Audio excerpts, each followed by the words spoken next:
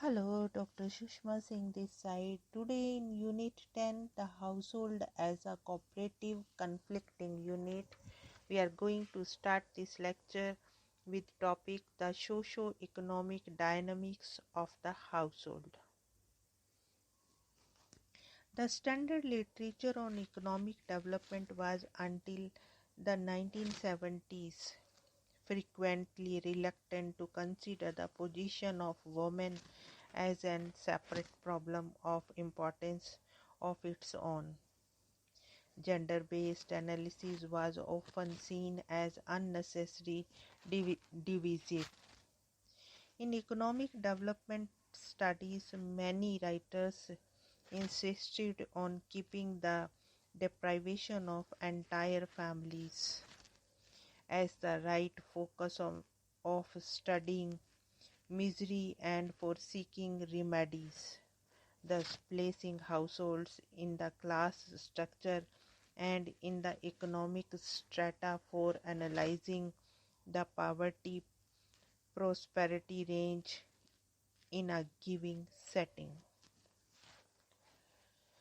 As mentioned above, the feminist thought, especially feminist economics literature, was critical of standard economic development studies in late 1970s and early 1980s. Besides socio-economic development, instead of economic growth-driven development also emerged as an alternative perspective and possibility around the same period. The challenge to the modernist project was to incorporate a range of socio-political and cultural variations rather than take societies, communities as monolithic, undifferentiated category. Gender-sensitive development literature too critiqued the undifferentiated analysis in economic development literature as it evolved its analysis from the women in development approach to the gender and development approach, that is VID and GAD approach. Though the non-gender view may have a possibility in some context, in others income and class categories are over-aggregative and even misleading. Gender is a crucial parameter in social and economic analysis in relation to the variables such as class, income, ownership, occupation, and household status. It is now well known that women have a lower status within and outside the household compared to men. Even in women-headed households, women face adversity in economic terms. Women-headed households constitute a majority of the poor households. Feminization of poverty speaks about the gender dimension of poverty. Thus, concentrating on household poverty without looking at the gender dimension is misleading in understanding the causation, consequences, and relationship that work in the poorer households. Sen argued for promoting research incorporating the gender dimension in order to arrive at a better understanding of the household dynamics. We can refer Sen, where he has taken up three different analytical views of the family and evaluated their contributions and shortcomings and privileged the cooperative conflict perspective. Though the family was criticized by Marxists as a selfish and individualizing institution, there exists contrary evidence where love, care and sacrifice, selflessness, conflict, and violence go on simultaneously in the family. We have seen above that there has not yet been an alternative to the institution of the family, though its size and structure, including the normative structure, has not remained the same over the time. The Gule together family assumes the family as a unit which takes decision about income, occupation, distribution and allocation among its members and other expenditure heads. In such a view, there are no individual decisions, individual utility, etc., but only family decisions.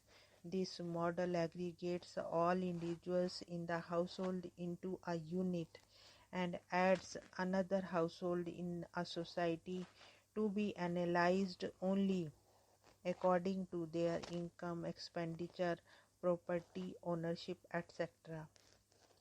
Disregarding age, sex, kinship, and relationship differentials which are socially and culturally organized. The latter constraints are also stretched and banded as household members strategize even while acting in a typified ways.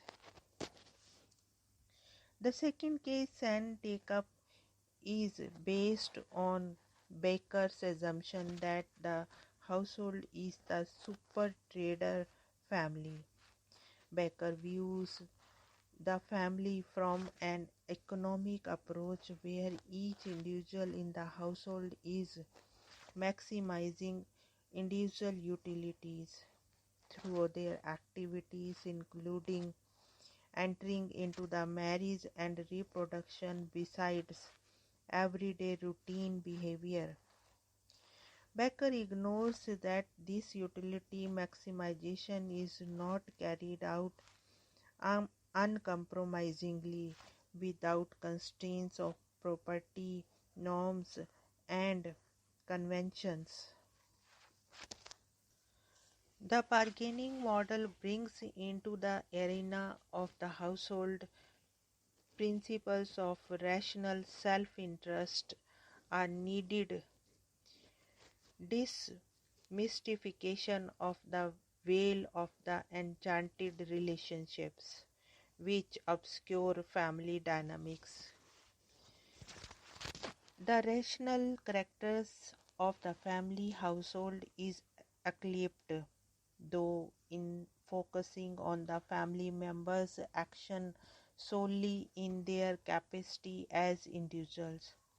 Perhaps one could see negotiation as a key principle in the arena of the family household, where men and women perceive themselves as operating in and through relationship, and where using the structural gaps and ambivalence in the system, pushing the limits, drawing upon the available alternate conceptions, women work their way through kinship structures which are both oppressive and particularly in the absence of the state responsibility for social security, supportive, providing them their primary security network.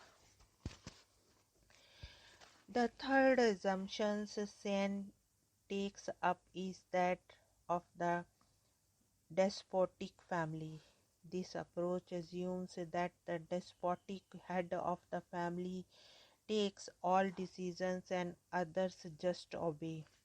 Sen points to the literature produced on status of the woman and feminization of poverty, which shows a variance from the despotic family view.